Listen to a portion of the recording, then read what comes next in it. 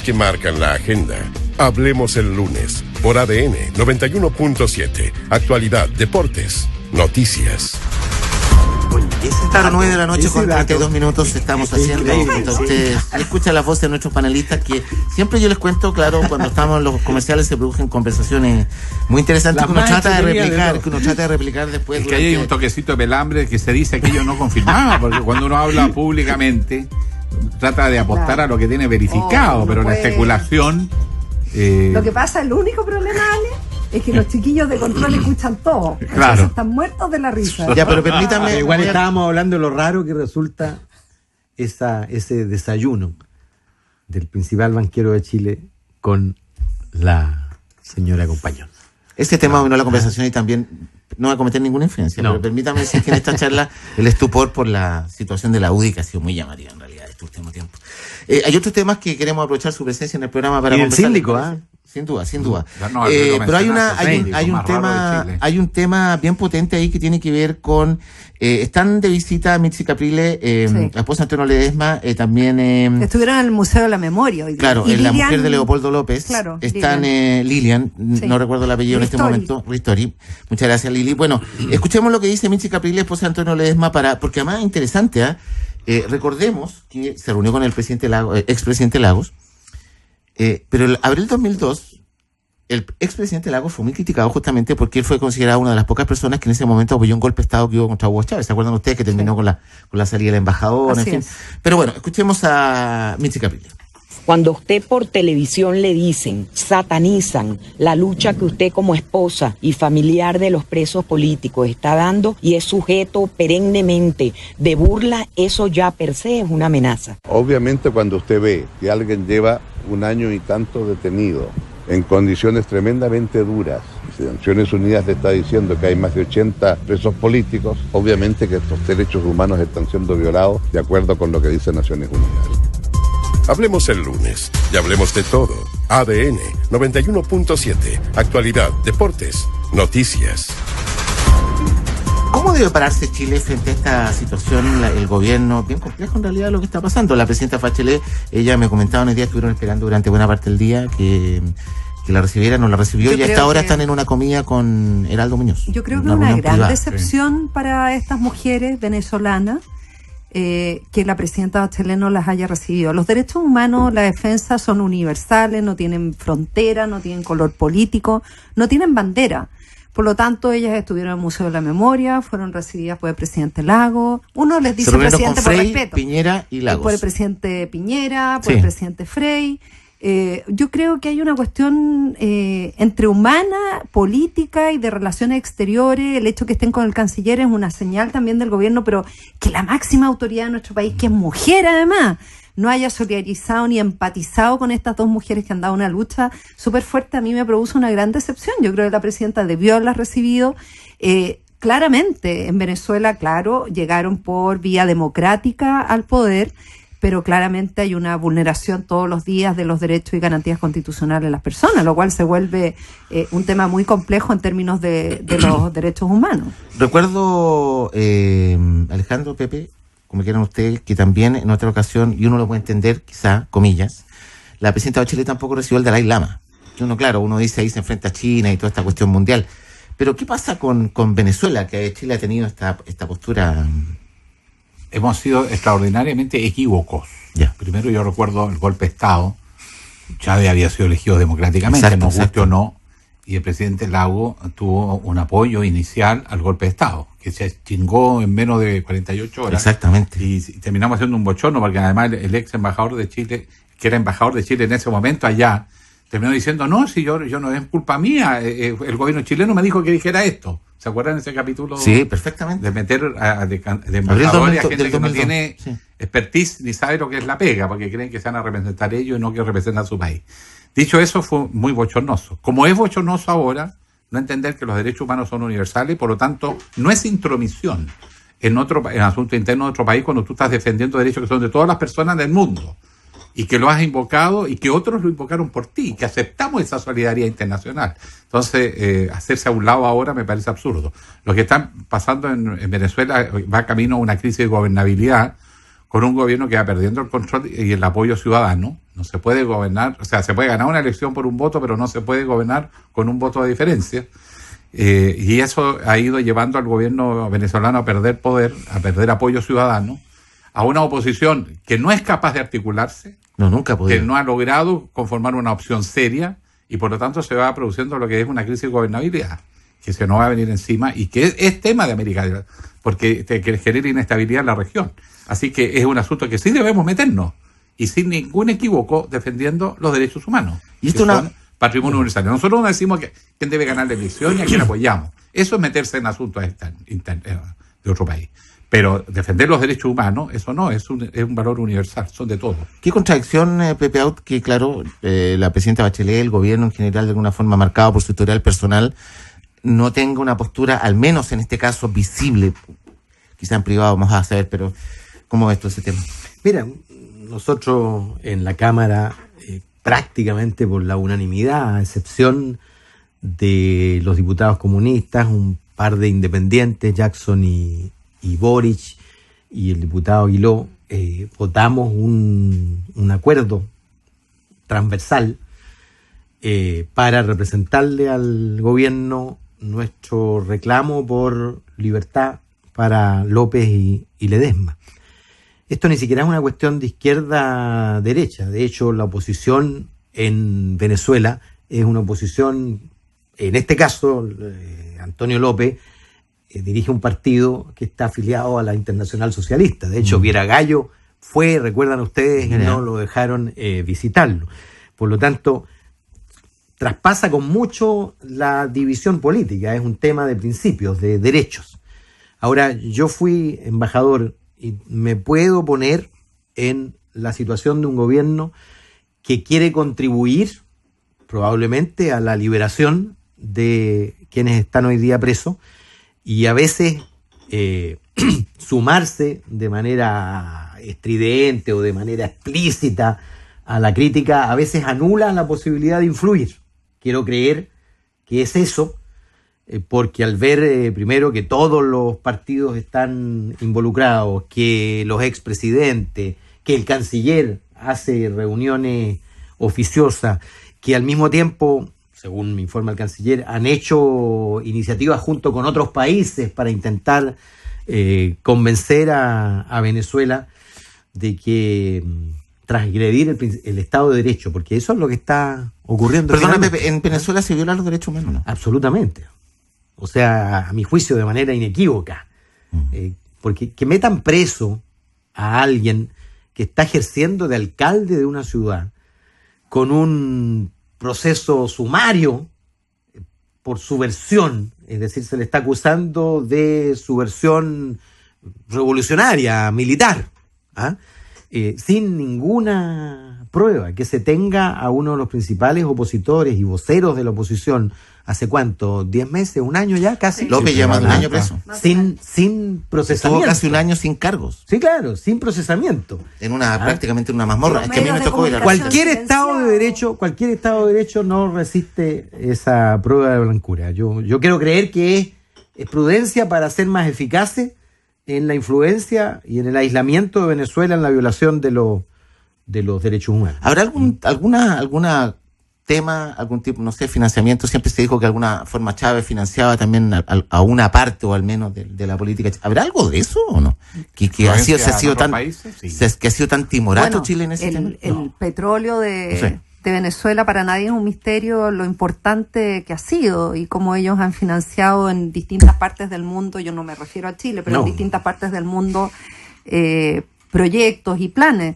Él ha tenido mucha impunidad para poder actuar en el mundo internacional, y eso es por algo. Pero Maduro es distinto a Chávez. Y su crisis se debe, en buena medida, a que el petróleo se fue al suelo. Lógico. Y ese fundamento de su política exterior se debilitó a un nivel, yo creo, más o menos irreversible. Maduro es distinto a Chávez, eso, ¿sí? Sí, probablemente Maduro es más inmaduro, el otro era más pillo. Sí. Si tú tomas en cuenta también dos factores, como uno, hay que entender que ya las Fuerzas Armadas son gobiernos, están comprometidos con el chavismo, y eso es un elemento muy complejo de la situación venezolana. Y en segundo lugar, cómo se alejaron los cubanos de Venezuela cuando no lo necesitaron más. O de un pragmatismo tremendo. Firman el acuerdo con Estados Unidos, se felicitan con Obama, fin de la Guerra Fría, y chao. Chao al petróleo. Ahora que no hay petróleo.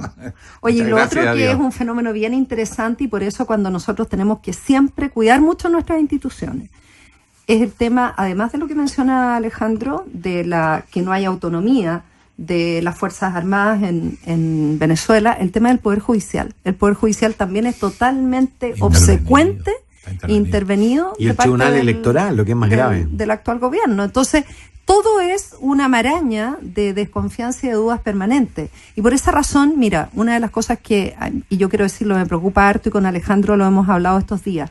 El Contralor General de la República de nuestro país, Ramiro Mendoza, dejó el cargo, su mandato, el 9 de abril, ¿cierto? Todavía no hay un nombre de la moneda, solamente han habido trascendidos de quienes podrían ser, pero la moneda todavía no habla con nosotros y nos dice, miren, este es el nombre o los dos nombres que yo tengo y que me gustaría socializar. No lo ha hecho. Tiene que ser ratificado por el Senado, ¿cierto? Obvio. Allá. Igual que el fiscal nacional, ambos cargos, Antonio, son ratificados por el Senado, no pasan por la Cámara Baja. Entonces ahí tú dices, bueno, ¿qué está pasando con el gobierno? ¿Por qué tan paralizado? Uno entiende por la situación política, pero la verdad es que un gobierno tiene que seguir funcionando, tiene que seguir sacando adelante los proyectos de ley.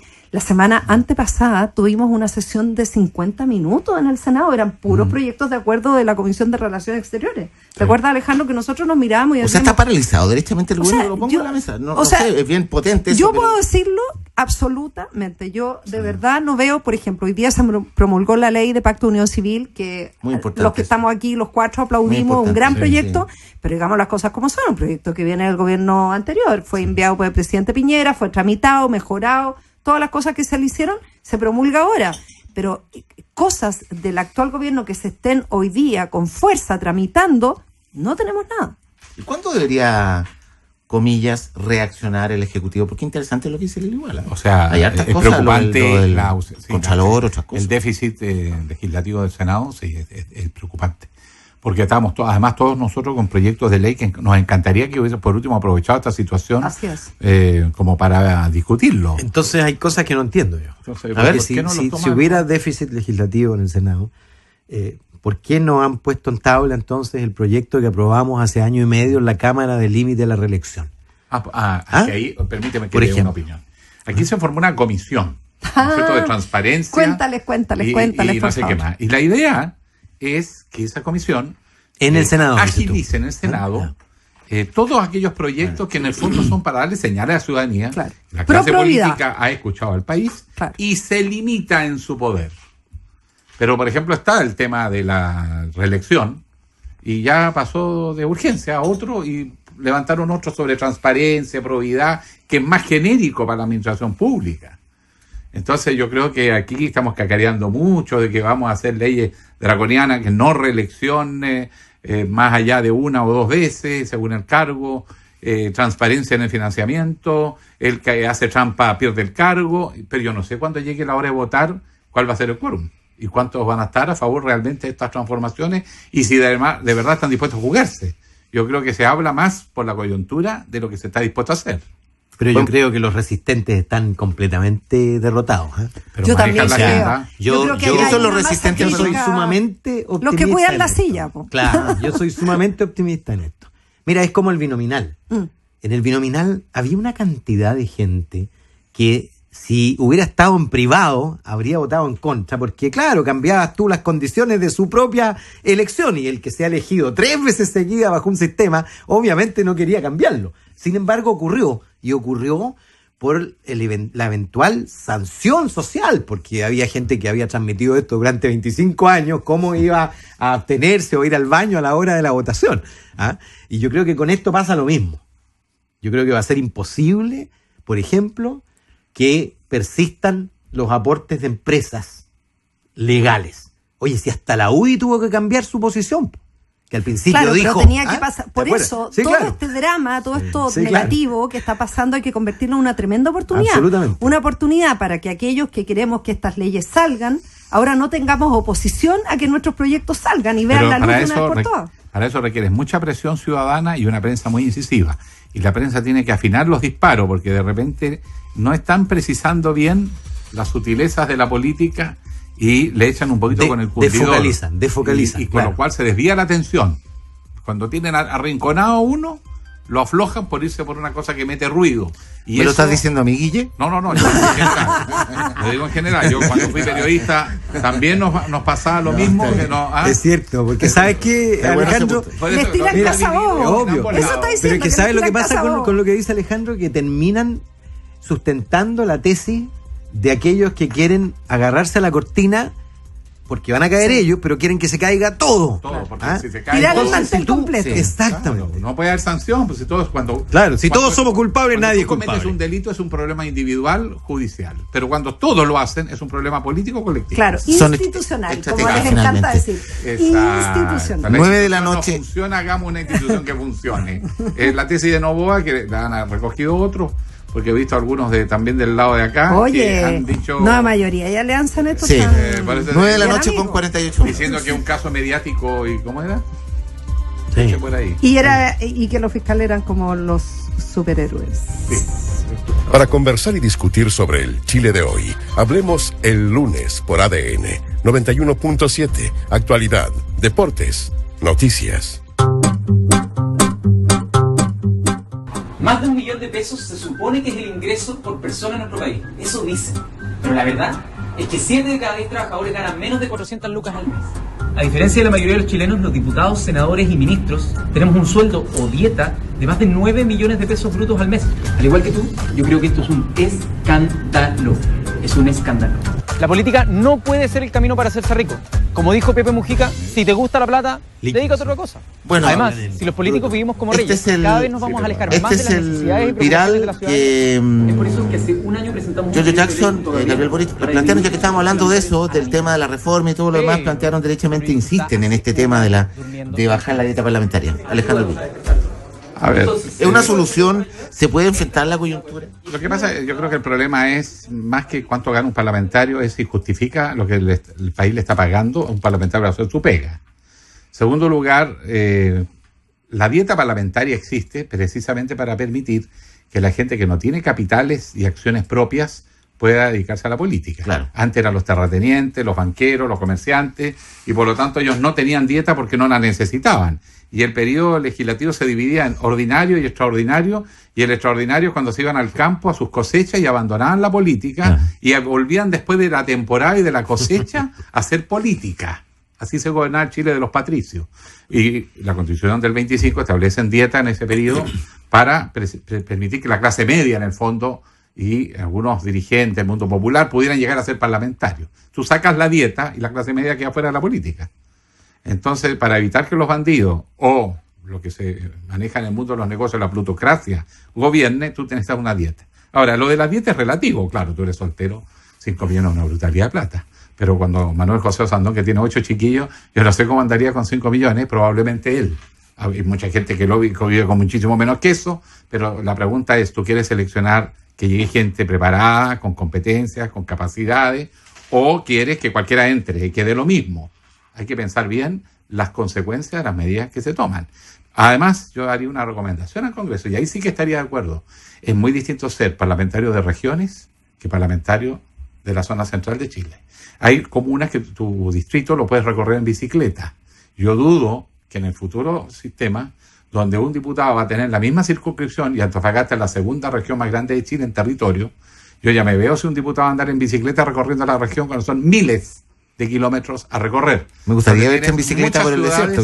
Además, moriría en el intento, en la quebrada La Negra, moriría. ¿Es una solución de auto? No, mira, en particular la proposición de Jackson y Boric es sacar de la Constitución lo que hoy día está en la Constitución. No lo definen los parlamentarios. Correcto. Está inscrito en la Constitución, claro, que tú tienes una equivalencia con los ministros del Ejecutivo. Lo que plantean ellos es sacarlo de la Constitución y convertirlo en una ley. Yo soy completamente contrario a que los parlamentarios definan su propio ingreso. Claro, hoy día podría ser bajarlo, pero mañana en cualquier coyuntura podría ser subirlo. Por lo tanto, yo soy partidario que continúe estando vinculado al Ejecutivo, porque además habla de los equilibrios de poderes. Tú no puedes establecer una diferencia significativa entre lo que gana un ministro y lo que gana un representante popular. La señal entonces es de que hay un desequilibrio en favor del Ejecutivo, porque un ministro de la Suprema o un general de ejército, en fin, para no abundar en otras carreras. Ahora, si tú me preguntas si hoy día, ¿qué fecha es hoy día? Abril del 2015. 13. Del 2015. No, 2013, 2015. No, 13 de abril. 13 de abril, perdón. 13 de abril. El 13 de abril de 2015 es alto el ingreso de un parlamentario. Yo sí pienso que es alto. Cuando yo entré, ganábamos 2 millones menos. Pero perdona, ¿y saben lo que pasó? Muchos pituteaban y conseguían fondos por otro lado, complementarios. Lili Pérez, claro, yo no puedo. Mucha plata la que gana. Yo tengo una visión distinta de Alejandro y de Pepe en este sentido. Mira, yo creo que sería una señal súper importante que a la presidenta, a los ministros, los subsecretarios, los senadores, los diputados, los expresidentes que tienen sueldos de por vida, que me parece que no corresponde. Yo creo que sería una gran señal pública que dentro de todas las medidas que se tomaran hubiese un congelamiento de los sueldos y hubiese también una baja de los sueldos, que se pudiera bajar en un porcentaje. Yo creo que sería un muy buen ejemplo de un país como el nuestro, no solamente por un tema de gesto político, sino también un país donde las brechas de desigualdad se han ido disparando en los últimos años. Por lo tanto, yo sí a mí me gusta lo que ellos han planteado. Yo cuando fui diputada, recuerdo que presenté una modificación del reglamento para que nos pagaran según asistencia y trabajo en las comisiones, pero no prosperó, me hicieron hasta la ley del hielo en la banca en que yo estaba en esa época. Pero tal como dice Pepe Out, pero tal como dice Pepe Out, yo creo que una de las cosas positivas de lo que ha ido pasando, Antonio, es que hay más masa crítica. Por lo tanto, yo sí apoyo lo que están planteando estos diputados. Ahora, hay sí un factor que hay que considerar. O sea, si nos llega al Senado, yo lo votaría a favor. Sí. Bueno, probablemente tomaría para sacarlo de la Constitución y convertirlo en una ley simple. No, yo soy partidario que porque, bueno ese punto. Claro, si ese es el punto, porque hoy día se puede bajar, mañana se puede subir. Sí, pero las dos cosas, Pepe. Claro. Yo lo votaría a favor por las dos cosas, para sacarlo de la Constitución y para cambiar el... Pero se puede discutir, obviamente, un monto menor a lo que hoy hay como criterio. Pero para por razones políticas, exacto, para todos los cargos de la administración pública, pero tendría algunas consecuencias. Pero con una condición, que el propósito que tuvieran buenos sueldos es que se evitaran los sobrecitos, que se evitaran los sobresueldos, que se evitaran el pituteo. Porque si el parlamentario va a estar la mitad del tiempo manejando sus negocios privados y no va a dedicarse a la labor legislativa, la cosa se va a enredar. Yo creo que si se estableció un sueldo alto, porque el propósito es que se iba a dedicar en exclusividad a la labor parlamentaria, cosa que antes no ocurría. Oye, Antonio, yo comparto con Lili el congelamiento. De hecho, lo propuse en la última discusión del reajuste, por ejemplo, y la mayoría lo declaró inadmisible, aunque a mi juicio era completamente por reajuste admisible. Tú puedes tener reajuste escalonado. Pues si tú congelaras durante 4 años, o los 3 años que vienen, podrías cumplir un compromiso que yo desafío al que quiera incumplirlo, que lo hizo el gobierno, que lo hicimos los parlamentarios, para que la reforma al binominal no le cueste un peso adicional al fisco. Y eso va a significar apretarse el cinturón. Pero yo no quiero que lo saquemos de la Constitución, porque si no queda al arbitrio de una eventual mayoría futura que pudiera elevarse. Así como se lo baja, podría elevarse. Va a ser interesante, me parece, salario. lo que va a ocurrir. Sí, de todas maneras, no pueden los parlamentarios asignarse su sueldo. Va a ser interesante lo que va a ocurrir si es que se llega a una conclusión, por ejemplo, que el financiamiento de la política tiene que ser estatal. Yo creo que ese viene también el tema del aumento de los parlamentarios. Ese debate va a ser súper interesante porque nosotros decimos, mira, esto está pésimo que hayan parlamentarios o candidatos también que están siendo investigados por el Ministerio Público y otros que ya están electos hayan vulnerado la ley vigente para obtener sus escaños. Eso es una parte. Pero dicho eso, nosotros también tenemos que decir, bueno, si queremos que estas cosas, entre las cosas que tenemos que cambiar y queremos terminar este vínculo donde hay grupos políticos o políticos o parlamentarios que defienden intereses económicos y no los intereses de sus representantes, creo que es súper importante también que digamos entonces el fisco, el Estado, tiene que tener un rol importante con respecto al financiamiento de la actividad política. Exacto, no solamente de las campañas, sino porque eso ya se está regulando, sino con respecto a la actividad política. Y lo otro, que también me parece súper engañoso, cuando alguien dice, no, yo no quiero cambio al binominal porque no quiero más parlamentario. Perdón, si con el binominal miren cómo estamos. O sea, este binominal lo que ha generado es lo que tenemos hoy día, un sistema de financiamiento que ha generado irregularidades, eventuales delitos, donde grupos políticos se atrincheraron y se dividieron este sistema de financiamiento que les quedaba cómodos a unos y otros. Eso es lo que estamos discutiendo esta noche. Entonces, ojo, lo que tenemos que lograr también es que con este cambio al binominal, todo va a cambiar. Va a haber un nuevo rebaraje del naipe en términos de las alianzas políticas, del mundo independiente, los partidos tradicionales que están bastante cuestionados en general, va a haber un aire distinto. ¿Y qué es lo que va a pasar? Se van a ir, probablemente pueden salir los que hayan hecho cosas mal, se van a quedar los que han actuado bien y van a llegar muchos otros nuevos, los cuales nos va a ayudar también a mejorar mucho una idea más para cerrar, Alejandro, Pepe, una idea, tenemos un par de minutos. Sí, muy cortito, yo quiero simplemente hacer alusión a algo que tú planteaste al comienzo de esta sesión, que es la muerte de un suboficial de la Fuerza Armada chilena en Haití, de la Marina. Rodrigo Andrés Sangüesa Soto, tenía 35 años, familia, hijos, uno de 10 creo, otro de 3. Él murió en un incidente en la frontera con República Dominicana, pero por el lado haitiano.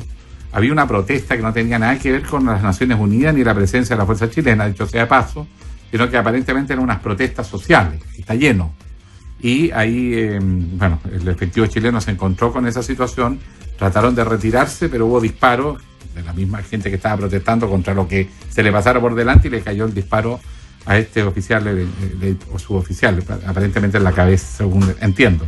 Ahora, la situación dramática es que esto puede abrir un debate en Chile que me preocuparía, que decir, empieza a ser peligroso tener tropas nuestras, retiremos. 10 años llevan allá. Vamos a tener que aprobar dentro de unas semanas más la permanencia de las fuerzas chilenas allá.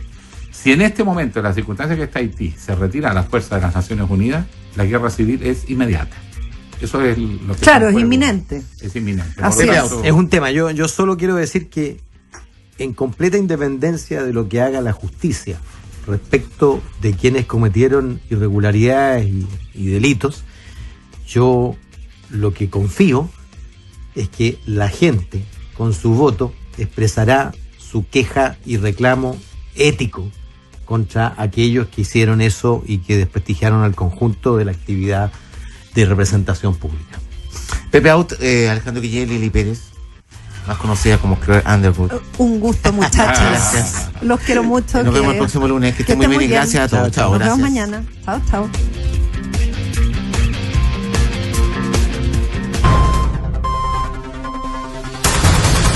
Fue una hora de conversación sobre los temas que nos importan a todos. Actualidad, política, contingencia y un punto de vista independiente. En una semana más, nos volveremos a encontrar para que hablemos el lunes. Una tribuna con opinión y debate para que saques tus propias conclusiones. ADN 91.7. Actualidad, deportes, noticias.